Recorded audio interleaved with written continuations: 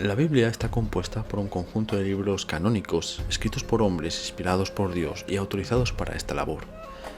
Esta composición de libros, que en total forman este gran libro divino, se les reconoce en últimas como la obra completa transmitida por Dios como revelación única y perdurable para la humanidad, a fin de que toda persona pueda acceder a ella para conocer de primera mano la voluntad de su Creador, Maestro y Salvador. Se trata también de un registro histórico sin igual, que muestra la relación que Dios tiene con la humanidad y viceversa, el cual es el único aceptado y reconocido como tal por él mismo. La Biblia se describe e identifica a sí misma de esta manera. Sécase la hierba, marchítase la flor, mas la palabra de Dios nuestro permanece para siempre. Isaías 40:8. Lámpara es a mis pies tu palabra, y lumbrera a mi camino. Salmo 119, versículo 105.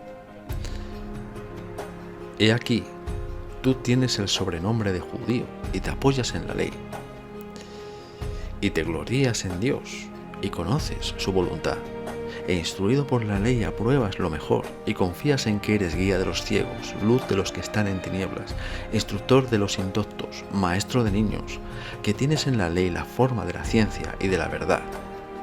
Romanos 2, 17 al 20. Quería destacar que la palabra ley en estos versículos viene etimológicamente de la palabra griega nomos, que significa ley mediante la idea de uso prescriptivo, es decir, ordenanzas y demás con el fin de obedecer con un cariz de suprema autoridad. También se le adjudica a la escritura de Moisés y el Evangelio en todos los pasajes comparables del Nuevo Testamento. Curiosamente también se usaba en el griego koiné, griego común de la época, con el significado de repartir, especialmente en relación con la distribución de alimento o forraje para animales. En él también vosotros, habiendo oído la palabra de verdad, el evangelio de vuestra salvación, y habiendo creído en él, fuisteis sellados con el Espíritu Santo de la promesa. Efesios 1, 13 al 14. A causa de la esperanza que os está guardada en los cielos, de la cual ya habéis oído por la palabra verdadera del evangelio. Colosenses 1:5. No que haya otro, refiriéndose a otro evangelio, las escrituras del Nuevo Testamento, sino que hay algunos que os perturban y quieren pervertir el evangelio de Cristo. Mas si aún nosotros o un ángel del cielo os anunciar un evangelio diferente del que os hemos anunciado, sea anatema.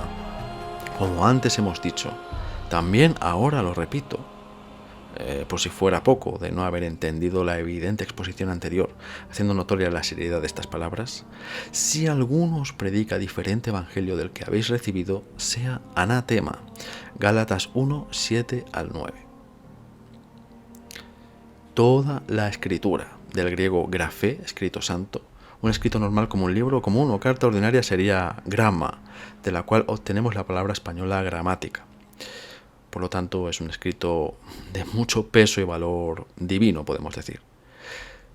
Toda escritura es inspirada por Dios y útil para enseñar, para redarguir, lo que quiere decir rebatir o refutar, argumentar de forma adecuada y precisa en contra de un engaño, para corregir, para instruir en justicia, a fin de que el hombre de Dios sea perfecto, enteramente preparado para toda buena obra. Segunda de Timoteo 3, 16 al 17.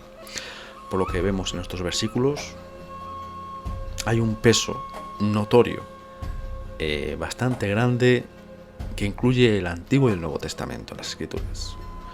Porque así podríamos exponer multitud de pasajes que realmente identifican las Escrituras, o la Biblia como la verdadera, única, perdurable e inigualable palabra de Dios. Pues es muy importante reconocer esto, con la base de que la Biblia se reconoce a sí misma de esta manera. La Biblia fue escrita originariamente en 3 idiomas: hebreo, arameo y griego, únicamente. El Antiguo Testamento fue escrito en griego con algunas partes en arameo, siendo ambos idiomas semíticos y consonánticos, cuyo sentido de lectura es oriental, de derecha a izquierda, originariamente. El Nuevo Testamento fue escrito inicialmente y por completo en griego koiné, por el siglo I después de Cristo, aunque posteriormente sería traducido en arameo, hebreo, etc., surgiendo copias completas de gran calidad y fiabilidad pocos siglos más tarde. Además de que en los siglos posteriores a la obra y sacrificio de Cristo, así como la obra y muerte de los apóstoles, seguiría toda una serie de eruditos cristianos de toda cultura, lengua y nación que establecerían sus propias traducciones de los textos sagrados, las cuales asentarían las bases de la fe y la doctrina judío-cristiana a lo largo y ancho del mundo hasta nuestros días. Teniendo en cuenta que durante toda la era de la Iglesia esto abarcaría el nacimiento de la institución establecida por Jesucristo a través del Espíritu Santo en Pentecostés, hasta el arrebatamiento de la misma, y a eso estamos esperando, ha tenido que lidiar con toda clase de herejías y grupos sectarios peligrosos que no dudaron en atacar las hermosas y sanas verdades que emanan de las Escrituras, lo cual, por otro lado, consiguió que se establecieran de forma más sólida y bíblica, por medio de los diferentes concilios y obras diversas, las bases de la sana doctrina como medio defensivo contra todo falso maestro que pueda desafiar la verdad de Cristo y su Santa Iglesia, incluso en nuestros días. Un ejemplo claro de esto fue la elaboración del reconocido Credo de los Apóstoles o la Didache, que se pueden definir como textos breves que únicamente sintetizan las verdades mayúsculas y evidentes que se destacan en las Escrituras, que todo fiel seguidor de Cristo debe considerar seriamente, teniendo en cuenta que son ordenanzas y guías espirituales que se pueden constatar con la Biblia, la cual está por encima en cuanto a valor y autoridad. La Biblia, como antología única e inigualable de manuscritos santos, técnicamente nació con el Pentateuco o Torá, que son los primeros 5 libros de la Biblia, después del Éxodo, de puño y letra de Moisés, entre el 1445 y el 1405 a.C. Aunque, por ejemplo, el libro de Génesis habla del comienzo del mundo de la humanidad, así como de la creación entera iniciada por Dios miles de años antes, como diversas historias que terminan cronológicamente casi 3 siglos antes de que Moisés naciera. Tanto el Antiguo Testamento como el Nuevo Testamento, y aquí los versículos, atribuyen esta composición a Moisés, quien es el autor indicado a la luz de su contexto académico, en lo que refiere a la labor de escriba con la sabiduría apropiada, porque así está escrito. Y fue enseñado Moisés en toda la sabiduría de los egipcios, y era poderoso en sus palabras y obras. Hechos 7:22. Ninguna razón de peso ha sido presentada durante siglos y siglos, durante la historia tanto del judaísmo como del cristianismo, que ponga en duda o cuestione seriamente esta verdad, desafiando así el papel de Moisés como el autor humano de estos textos sagrados. Para ver un breve bosquejo biográfico de Moisés, lea los capítulos del 1 al 6 del Éxodo. Ahí tiene como su biografía general. Tiempo después, tras Moisés, irían surgiendo los demás textos inspirados por Dios que se unirían a la Torá, y que los judíos llaman a este conjunto el Tanaj, el conjunto de las Escrituras sagradas, en lo que los cristianos conocemos como el Antiguo Testamento. Este Tanaj o Antiguo Testamento, en el sentido hebreo, se compone de la Torá, que conocemos como la ley y que en su etimología también significa instrucción, enseñanza, doctrina. Los Nevi'im, que significa profetas, o sea, los profetas, y los Ketubim, simplemente escritos o agiógrafos. Podríamos incluso destacar esta sección como libros históricos y sapienciales de sabiduría. Respecto al Nuevo Testamento, tampoco contamos con los textos autógrafos u originales debido al desgaste que el paso del tiempo provoca diversos sucesos y conflictos, lo cual causaría su más que probable destrucción. Pero contamos con una envidiable e ingente cantidad de copias de gran antigüedad, muy cercanos a estos primeros manuscritos, cuyo espacio de tiempo entre original y copia es muy corta, lo que las hace muy fiables, llegando incluso a convertir al Nuevo Testamento oficialmente en el mundo como una obra literaria de un valor histórico sin igual. Otra prueba, entre muchas otras, que demostraría la seriedad con la que los escritos fueron copiados y organizados para las iglesias, se encuentra, por ejemplo, en la conocida Nómina Sacra, pues en todos los papiros y pergaminos que encontramos del Nuevo Testamento, sin excepción que encontramos en ellos, se utilizaron estas abreviaturas especiales para designar los títulos divinos como Jesús, Señor, Cristo, Dios, Padre, Hijo y Espíritu. Algo totalmente novedoso, que solo se encuentra en los evangelios y que podría derivar de la influencia judía proveniente del Tetragramatón. Esto claramente demuestra que los copistas cristianos antiguos no se dejaban llevar por impulsos de libertad caprichosos a la hora de transmitir con sus copias estos escritos sagrados, sino que se adherían a un patrón muy serio, exclusivo y común de la Iglesia primigenia. Me dejo en el tintero otras muchas pruebas en extremo contundentes que refuerzan la idea de que las escrituras del Nuevo Testamento realmente se ajustaban a un patrón único, muy concreto, novedoso para la época y que marcó la historia de la humanidad, como el caso del códice, padre del formato del libro estándar de encuadernación rústica que hoy conocemos, de los cuales ya hablaré en otro vídeo con más detalle. Después de esta breve argumentación te invito a reflexionar, pues ¿quién podría dudar de que la Biblia realmente es el libro de los libros? Sumado además a que es la obra de Dios, no podría ser menor su testimonio. La arqueología también confirma de forma contundente los hechos mostrados en la Biblia, asegurando más su veracidad y exactitud. Los hallazgos descubiertos en los restos de ciudades antiguas como Jericó o las excavaciones de Qumrán y los rollos del Mar Muerto, los carruajes y objetos de guerra variados de origen egipcio de gran antigüedad en las profundidades del Mar Rojo, en la zona donde podría haberse originado el famoso cruce del pueblo hebreo por guía de Moisés, el monte Horeb y la famosa roca de donde emanó el agua que Dios proveyó para el pueblo de Israel. Todo esto, en lo que respecta al Antiguo Testamento, coincide en extremo con las descripciones y ubicaciones facilitadas por la Biblia y que son de incalculable valor. Por parte del Nuevo Testamento, en lo que respecta a la vida de Jesús fuera de la Biblia, por ejemplo, hallamos todavía más pruebas, si cabe, por un lado con los testimonios escritos en los que se encuentran personas que ni siquiera eran cristianas y que solo emprendieron su labor como historiadores y cronistas, como el caso de Flavio Josefo, Bosquejo, Cornelio Tácito, Gaius Suetonius, Plinio el Joven, Trajano, Adriano, Luciano, y en el propio Talmud judío se habla claramente de Jesucristo, en este caso de forma peyorativa, lo cual también demuestra la existencia de Jesús, aunque sea por el odio que desprendían sus opositores hacia su persona y obra en aquellos tiempos. Y por otro lado, en lo referente a la Iglesia que nació posterior a Cristo y con la provisión de los santos apóstoles que el mismo Señor ordenó, también se han hallado cantidad de iglesias de la era temprana diseminadas a lo largo y ancho del cercano Oriente, así como diversas y numerosas copias de los evangelios cuya proximidad a los textos originales o autógrafos no tienen parangón con otros textos históricos representativos de otras obras antiguas conocidas en el mundo y que se fueron legando desde aquel entonces. Los manuscritos. Los antiguos manuscritos son de importancia única y fundamental para la fiel traducción de la Biblia y de este modo garantizar en la medida de lo posible con todas las herramientas y recursos necesarios las copias más fieles y precisas de los textos sagrados que se han ido sucediendo y perfeccionando a lo largo de los siglos.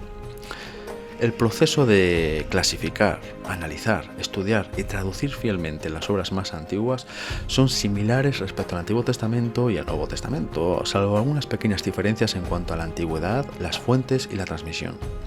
No obstante, gracias a Dios, a lo largo de la historia, desde el origen de las Escrituras, han existido varios eruditos judíos y cristianos que han dedicado sus vidas, esforzándose sobremanera para conseguir una especie de línea genealógica providencial, por llamarlo de alguna manera, de copias fieles a los originales que han ido pasando de unas manos a otras en calidad de una ferviente fidelidad reverente y gran esfuerzo que armoniza en su conjunto como una larga y sobrecogedora historia que define uno de los mayores logros para la Iglesia de todas las eras, que es la conservación plena y vibrante de la palabra de Dios a lo largo de miles de años de historia de la humanidad. Revisaremos muy por encima con extrema brevedad la minuciosa labor de traducción en ambos testamentos de la Biblia. En este caso, por ejemplo, empezamos con el Antiguo Testamento. Una vez escuché que el Antiguo Testamento sin el Nuevo Testamento está incompleto y el Nuevo Testamento sin el Antiguo Testamento no se puede entender. Y esto es totalmente verdad. Con estas pocas palabras nos damos cuenta de la tremenda importancia de saber estudiar la Biblia y de ahí la responsabilidad con la que nos encontramos en relación a la debida y cuidadosa comparación que nos exigen los textos en ambos testamentos, que forman en sí un todo perfecto y armonioso por obra de Dios.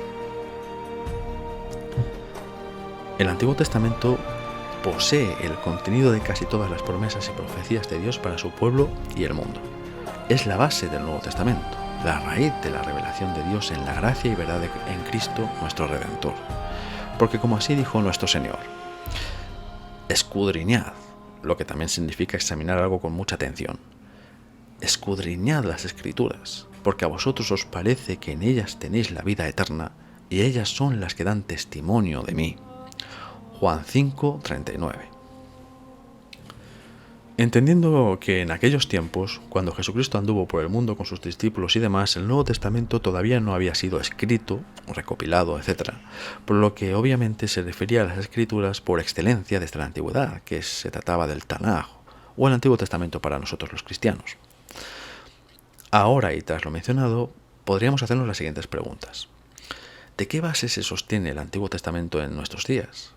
¿Las versiones que hoy conocemos de la Biblia conservan esa esencia divina y reveladora como lo hacía la Escritura en el pasado?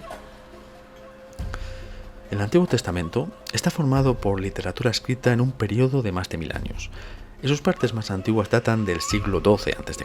y posiblemente aún antes.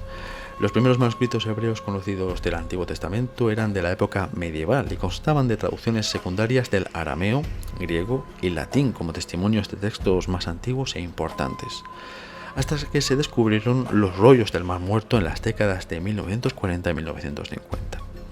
Estos rollos del Mar Muerto han aportado una información clave respecto a la fidelidad de los escritos sagrados para una mayor identificación de los textos tempranos y, lo que es más importante todavía, confirman la veracidad y exactitud del texto masorético que se utiliza actualmente para la traducción de nuestras Biblias, fuente de información con la que ya contábamos mucho antes de este gran descubrimiento. Detrás de todo esto existe algo llamado como la alta crítica, que es una rama de la crítica que investiga los orígenes de los textos antiguos con el fin de comprender el mundo detrás del texto.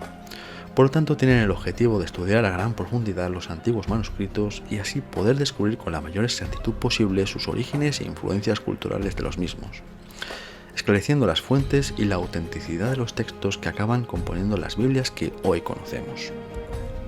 Esta alta crítica tiene el objetivo de hallar los manuscritos más antiguos y por lo tanto más cercanos a los originales de no encontrarse los mismos, considerando en el proceso una serie de reglas para este fin que revelan el rigor de esta inmensa labor de erudición.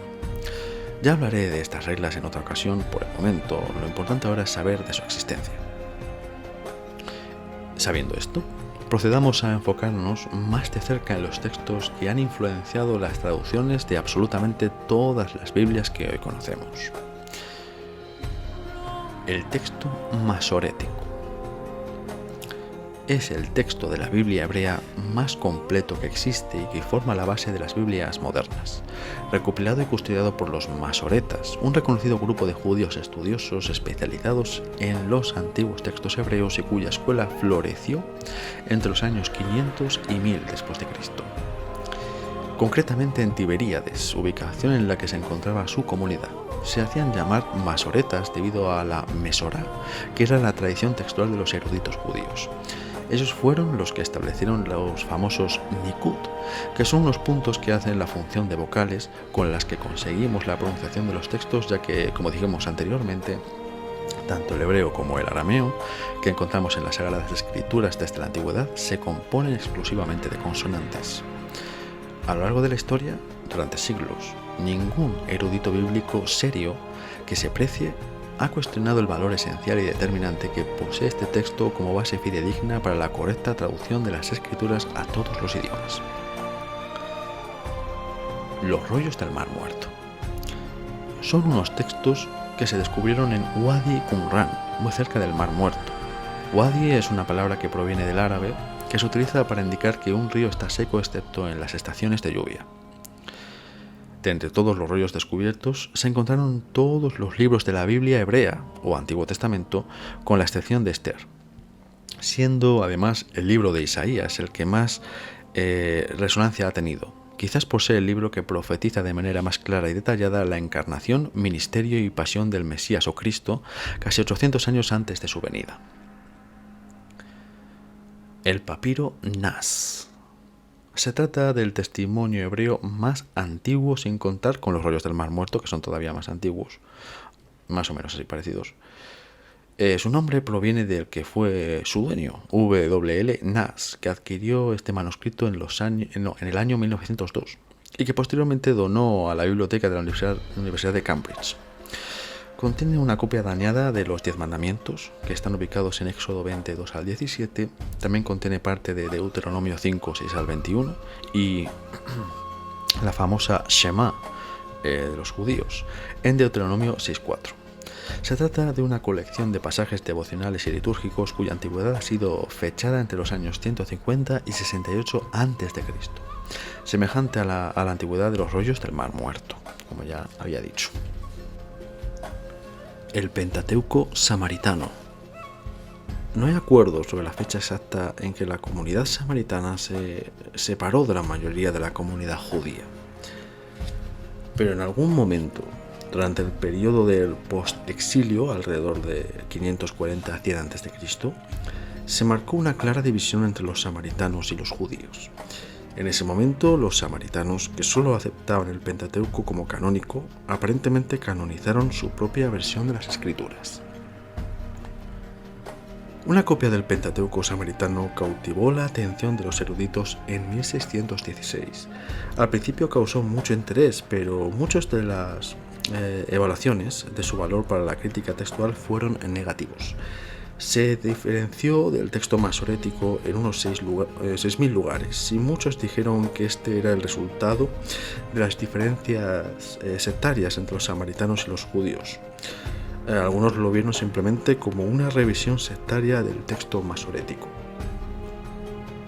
Sin embargo, después de estudios más profundos, quedó claro que el Pentateuco samaritano representaba un texto de origen mucho más antiguo que el texto masorético.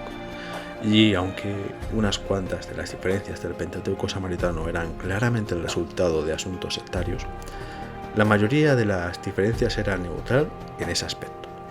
Muchas de ellas tenían más que ver con escribir el texto en un idioma más popular que con alterar su significado. El hecho de que el Pentateuco samaritano tenía mucho en común con la Septuaginta, algunos de los rollos del Mar Muerto y el Nuevo Testamento reveló que la mayor parte de las diferencias con el texto masorético no se debía a diferencias sectarias. Lo más probable es que hayan sido por usar una base textual diferente, la cual es posible que fuera ampliamente usada en el antiguo Cercano Oriente hasta mucho después del tiempo de Cristo. Esta conclusión, aunque no resolvió ningún problema, hizo mucho para ilustrar la complejidad de la tradición textual del Antiguo Testamento que existía antes de que el estándar masorético fuera completado. La Septuaginta. La Septuaginta es la traducción griega más antigua del Antiguo Testamento, cuyo testimonio es mucho más antiguo que el del texto masorético. De acuerdo a la tradición, el Pentateuco de la Septuaginta fue traducido por un equipo de 70 eruditos en Alejandría, Egipto. De ahí su designación común 70, el número romano para 70, o sea, de Septuaginta. La comunidad judía en Egipto hablaba griego y no hebreo, así que esa comunidad de judíos necesitaba una traducción griega del Antiguo Testamento. No se sabe la fecha exacta de la traducción, pero la evidencia indica que el Pentateuco de la Septuaginta estaba completo en el siglo III a.C. El resto del Antiguo Testamento probablemente fue traducido en un periodo largo, que obviamente representa el trabajo de muchos eruditos diferentes. El valor de la Septuaginta a la crítica textual varía ampliamente de libro a libro. Se puede decir que la Septuaginta no es una sola versión, sino una colección de versiones hecha por varios autores, quienes diferían grandemente en sus métodos y en su conocimiento del hebreo. Las traducciones de los libros individuales no son uniformes. Muchos libros son traducidos casi literalmente, mientras que otros, como Job y Daniel, son bastante dinámicos. Así que el valor de cada libro para la crítica textual debe ser considerado sobre la base de un libro por vez. Los libros que fueron traducidos literalmente son mucho más fáciles de comparar con el texto masorético que los libros más dinámicos. El contenido de algunos libros es significativamente diferente cuando se compara la Septuaginta con el texto masorético. Por ejemplo, al libro de Jeremías de la Septuaginta le faltan porciones importantes que se encuentran en el texto masorético, y también el orden del texto es significativamente diferente. Es difícil saber con certeza lo que en realidad significan esas diferencias. Se han hecho conjeturas de que la Septuaginta es simplemente una traducción no muy buena y que por lo tanto le faltan porciones del hebreo original. Pero esas mismas diferencias podrían también indicar que los cambios editoriales y agregados fueron siendo incorporados al texto masorético durante la larga historia de su desarrollo. Es también posible que hubiera una cantidad de tradiciones textuales válidas en ese tiempo y la Septuaginta siguió una de ellas y el texto masorético siguió otra. Esto ilustra algunas de las dificultades que se presentan cuando se hace la crítica textual del Antiguo Testamento. La Septuaginta era el texto estándar del Antiguo Testamento que se usaba en la iglesia primitiva. La iglesia gentil en crecimiento necesitaba una traducción al lenguaje común de aquel tiempo, que era el griego. Para el tiempo de Cristo, aun entre los judíos, la mayoría de las personas no hablaba hebreo, sino que hablaba arameo y griego. Los escritores del Nuevo Testamento evidencian su inclinación por la Septuaginta porque la usan cuando hacen citas del Antiguo Testamento. Los Targumes arameos. Los Targumes arameos eran traducciones arameas del Antiguo Testamento hebreo. Puesto que el idioma que hablaban los judíos después del exilio fue el arameo y no el hebreo, se presentó la necesidad de traducciones arameas de la Biblia hebrea. El hebreo continuó siendo la lengua de los círculos eruditos religiosos, y a menudo los líderes religiosos menospreciaban las traducciones hechas para la gente común. Pero con el tiempo, la lectura de las escrituras y de comentarios en arameo llegó a ser una práctica aceptada en las sinagogas. El propósito de estas traducciones era que el mensaje le llegara a la gente y la edificara. Por eso es que las traducciones eran extremadamente interpretativas. Los autores parafraseaban, agregaban glosas explicativas y a menudo reinterpretaban el texto con osadía de acuerdo a las tendencias teológicas de su tiempo. Buscaban relacionar el texto de la Biblia con la vida contemporánea y las circunstancias políticas. Debido al enfoque dinámico evidente en estas traducciones, su uso en la crítica textual es limitado, pero se agregan a la mezcla confusa de evidencia que debe ser recolectada y comparada para reconstruir el texto del Antiguo Testamento.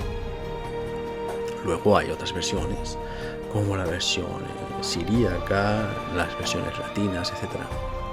Pasamos pues a los registros escritos del Nuevo Testamento. Por ejemplo, los casos ahora de los papiros, como los papiros oxirrinco, que comenzaron en 1898, en el que Grenfell y Hunt descubrieron miles de fragmentos de papiros en las antiguas ruinas de Oxirrinco, Egipto. De ese lugar se sacaron fragmentos de papiros que contenían toda clase de material escrito. Literatura, contratos de negocios y contratos legales, cartas, etc. Así como más de 50 manuscritos que contenían porciones del Nuevo Testamento. Están los papiros Chester Beatty, llamados así por su dueño, Chester Beatty, que este señor pues compró estos papiros a un comerciante en Egipto durante la década de 1930. Y bueno, son 3 manuscritos de esta colección, son muy antiguos y contienen gran parte del texto del Nuevo Testamento.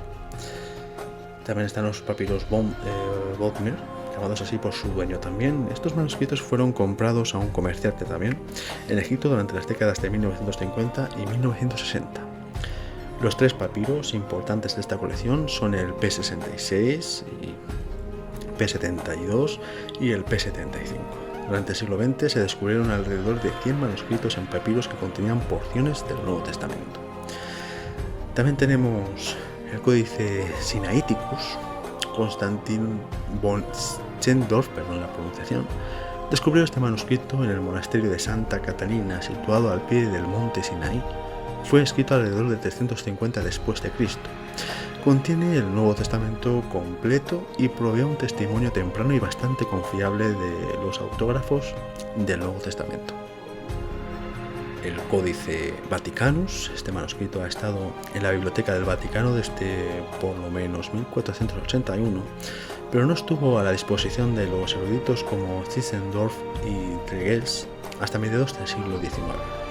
Este códice, que fue escrito un poco antes que el Códice Sinaiticus, tiene ambos, el Antiguo Testamento y el Nuevo Testamento, en griego, excluyendo la última parte del Nuevo Testamento, desde Hebreos 9:15 hasta el final del Apocalipsis.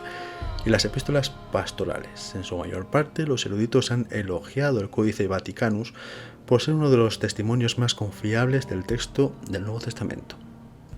Y tenemos más textos, como el Códice Alejandrino, el Códice Ephraemi Rescriptus, y así, dando por sentado, dejando claro la cantidad de evidencias escritas de gran fiabilidad, en cercanía a los originales que nos consta, y con las cuales se construyeron las Biblias que hoy en día tenemos.